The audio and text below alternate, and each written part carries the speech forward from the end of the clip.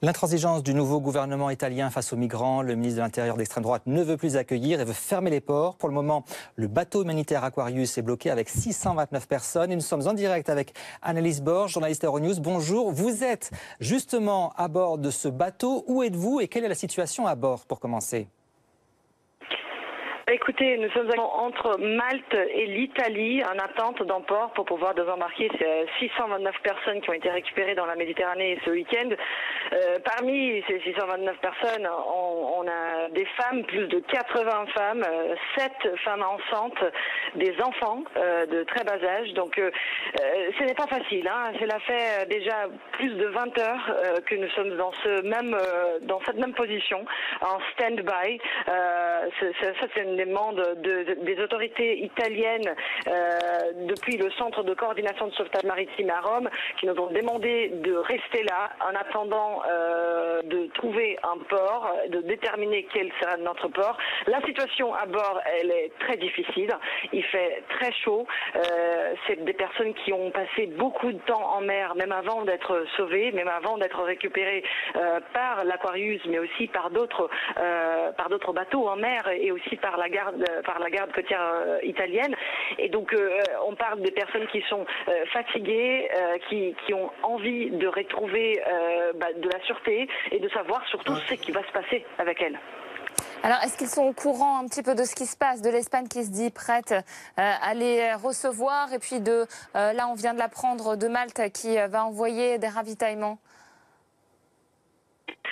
Écoutez, non, ils sont pas au rang de tout. En fait, là, actuellement, les équipes à bord MSF et SOS Méditerranée ont informé ces personnes qui, effectivement, on a un problème parce que ça fait 20 heures qu'on est arrêté, et donc ils ont compris qu'il y avait quelque chose que ça fait plusieurs heures qu'ils nous posent la question.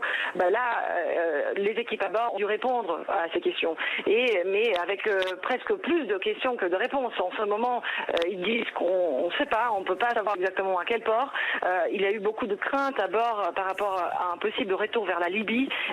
Les gens ne veulent absolument pas partir en Libye. Et il y a beaucoup de craintes ici, il y a beaucoup de préoccupations aussi de la part des volontaires, parce qu'ils ne veulent absolument pas que les gens ont cette idée-là, parce qu'on risque vraiment un débordement de foule incroyable, c'est-à-dire des gens que, à mon avis, sauteront dans la mer. Hein. Les personnes ici à bord qui ont d'expérience, qui ont fait cette opération beaucoup de fois avant, et nous ont dit qu'ils veulent absolument pas rentrer en Libye, et qu'il y a eu des cas où les gens ont cru que l'Aquarius était la côte libyenne, les autorités libyennes, et ils ont failli eux-mêmes couler leur bateau parce qu'ils avaient peur de rentrer en Libye. Donc juste pour vous donner une idée, là j'ai parlé à quelques-uns cette dernière heure, j'ai passé beaucoup de temps avec eux sur le bateau. Ils me disent que là pour l'instant ils n'ont pas peur, ils se sentent en sûreté, ils disent qu'ils sont tranquilles, mais effectivement ils sont fatigués et ils ont envie de savoir qu'est-ce que va se passer. Pour l'instant ils collaborent plutôt bien. Mais on a un gros problème au niveau de la nourriture pour ces personnes-là. Bien évidemment, depuis qu'ils sont à bord, MSF a organisé ces opérations en fonction de ce qui se passe normalement, c'est-à-dire que on reçoit des personnes à bord et eux, ils sont dans l'espace de 20 heures ou 30 heures maximum, ils sont transférés à bord. On avait un deadline aujourd'hui, c'était midi. On était censé arriver en Italie à midi. Le deadline est passé. Et donc là, il va falloir revoir les vivres pour ces personnes-là.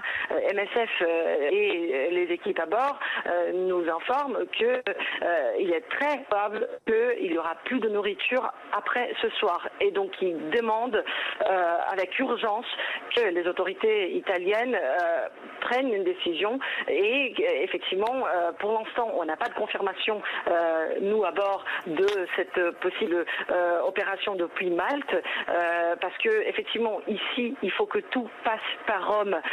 C'est Rome qui coordonne toutes ces opérations de sauvetage en mer. Tous ces bateaux humanitaires qui partent des ports italiens, ça passe par Rome. Et donc tant que Rome ne donne pas son feu vert, ici très peu peut se passer.